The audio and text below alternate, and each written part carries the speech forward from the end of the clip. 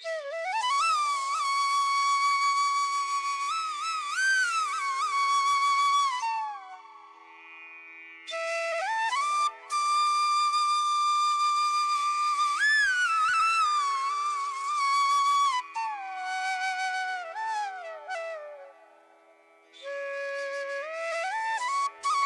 একটা গ্রাম থেকে আমি মুনমুন প্রতিদিনের মতন আজকেও একটা ছোট্ট ভিডিও নিয়ে এসেছি তোমাদের জন্য।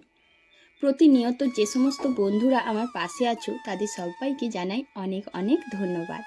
তো প্রিয় বন্ধুরা, যারা যে প্রান্ত থেকে দেখছো, আশা করছি সবাই ভালো আছো আর আমিও খুব ভালো আছি।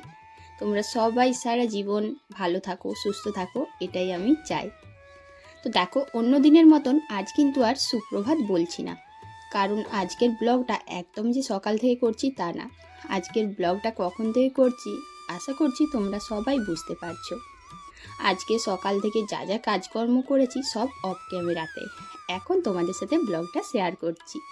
এখন একটু বেলা হয়েছে, স্নান করে চলে এসেছি। আর স্নান করে এসেই এই যে দেখলে না কতটা হড়বড়িয়ে এসেছি, চুল থেকে জল পড়ছিল। আর জানো তো, গামছা একটু জড়িয়ে রাখলে চুলের জলটা অনেকটাই শুকনো হয়। আর আমরা যেহেতু গ্রামে থাকি, তাই গ্রামের মানুষেরা না শহরের মতন হেয়ার ড্রায়ার বা এটা ওটা দিয়ে যে চুল শুকনো করবে সেগুলো আমরা করি না, আর অত সব জানিও না। তাই আমাদের এই সাদামাটা জীবনে এই ভিজে চুলটাকে গামছা দিয়েই শুকনো করা সবচেয়ে সহজ পদ্ধতি। আর এরকম করলে যেন তো বেশ ভালোও লাগে, খুব তাড়াতাড়ি চুলটা শুকনো হয়। তারপর দেখলাম যে নাইটির না বেল্টগুলো কীরকম ন্যাজের মতো ঝুলছে, তাই চটপট করে নাইটিটা বেঁধে নিলাম ভালো করে। সংসারে কাজের তো কোনো শেষ নেই, কিন্তু তার মধ্যে খাওয়া দাওয়াটা আমাদের কাছে বেশ গুরুত্বপূর্ণ। মানে বলতে পারি, খাওয়া দাওয়ার জন্যই আমরা সবাই যেন জীবন যুদ্ধে এগিয়ে চলেছি।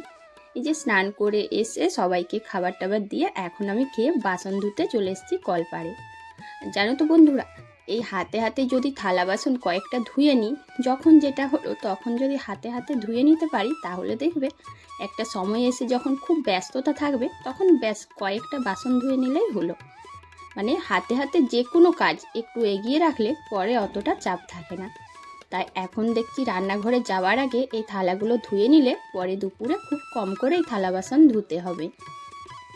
বছরের অনেকগুলো দিনেই আমাদেরকে গাছের শিকড় বাকড় খেয়ে বেঁচে থাকতে হয়। হ্যাঁ, এটাই কিন্তু আমাদের গ্রাম্য জীবনযাত্রার একটা বৈচিত্র্যময় আভিজাত্য বলতে পারো। তো কি গাছের শিকড় আর কি সব কিছুই তোমরা ভিডিও দেখতে থাকো, বুঝতে পারবে। আর ওটা নিয়ে না অনেক বন্ধু অনেক কমেন্ট করেছিলে, অনেকেই জানতে চেয়েছিলে। তো আজকে সেই গাছের শিকড় সম্পর্কে তোমাদেরকে অনেক কিছু বলবো। ভিডিওটা দেখতে থাকো, পাশে থাকো, আশা করছি বুঝতে পারবে। বাসন টাসন ধুয়ে তারপরে এসেছি রান্নাঘরে। এখন যেহেতু সব কাজ হয়ে গেছে, তাই যেন চটপট সবজি কেটে নিয়েছি। আর ওদিকে চালটা ধুয়ে না ভাতও বসাবো বলে একটু রেডি করে রেখেছি। যেহেতু চালটা একটু ভিজিয়ে নিলে খুব তাড়াতাড়ি ভাতটা হয়, সাথে গ্যাসের খরচও কম হয়। আর হ্যাঁ, এদিকে দেখো, তোমাদেরকে তো বলাই হয়নি, আজকে একটু করব লাল শাকের তরকারি। বেশ কয়েকদিন তোমাদের সাথে বাগানের কোনো ভিডিও শেয়ার করতে পারিনি। আর এইদিকে আমার যে পালং শাক, লাল শাক লাগানো ছিল, তার পালং শাক তো বুড়ো হয়ে গেছে, কিন্তু লাল শাকগুলো বেশ ভালো আছে। তাই আজকে ভাবছি যে শীত তো শেষ হয়ে গেছে, একটু লাল শাকের তরকারিটা করে নিই।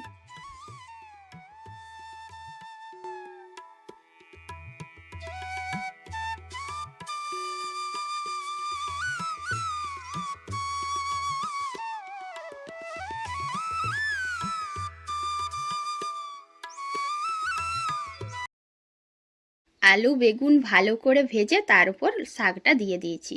আর জানো তো, ফুল আঁচে দিতে হয়েছে, না হলে অনেক জল বেরোবে, কম আঁচ থাকলে ব্যাস তরকারিটা ঘাঁটা হবে।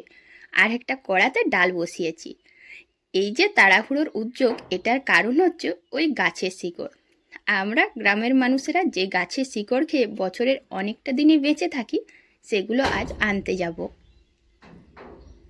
তো দেখো বন্ধুরা, ফুল আঁচে লাল শাকটা করেছি, আর দেখে না পুরো লোভ লাগছিল, এত সুন্দর খেতে হয়েছিল।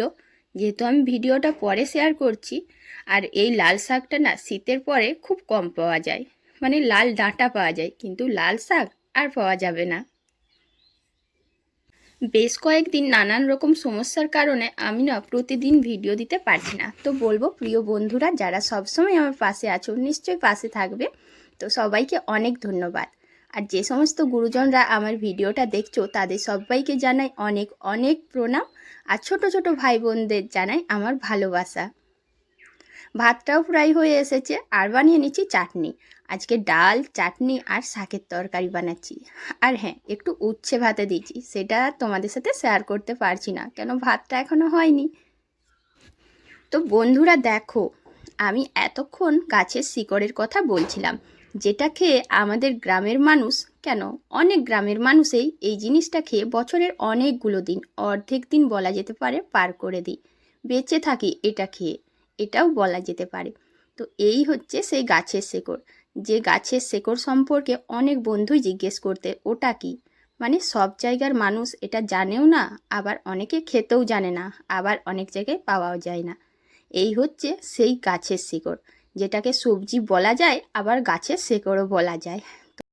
অনেক বন্ধু অনেক কিছু জানতে চাও এটা নিয়ে, তো তোমাদেরকে বলি, এটা যেহেতু শীতকালে পাওয়া যায়, এখন তো শীত শেষ হয়ে গেছে, এটা আর পাওয়া যাবে না, তাই ভাবলাম তোমাদের সাথে এটা লাস্টবারের মতো শেয়ার করি। এটা হচ্ছে খামালু, এটা সবজি বা শেকড় দুটোই বলা যেতে পারে। আমরা কিন্তু সবজি হিসেবেই ভাবি, আবার যেহেতু এটা মাটির নিচে থাকে একদম শেকড়ের মতো, তাই অনেকে শেকড়ও বলে থাকে। তো দেখো বছরের শেষে গাছের শেকড়টা কতটা এনেছি জানো তো। এই খামালুটা অনেক বড় হয়েছিল, আর তারতেও কিন্তু অনেকটাই কষ্ট হয়েছে। তোমাদেরকে পুরোটা শেয়ার করতে পারিনি। এই খামালুটা কিন্তু মাটির নিচ থেকে বের করে এনেছে তোমাদের দাদা ভাই, আর আমার কাজ হচ্ছে সবগুলো শেকড় থেকে মাটি বের করানো।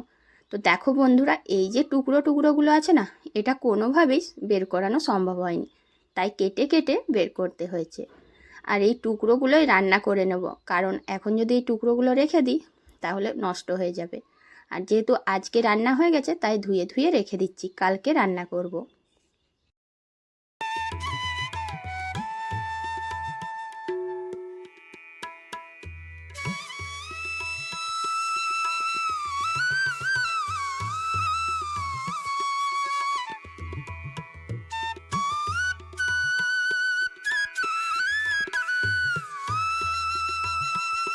যেহেতু রান্নাবান্না শেষ করে এই কাজে মন দিয়েছি, তাই খুব সুন্দর করে ভালো করে ধুচ্ছি।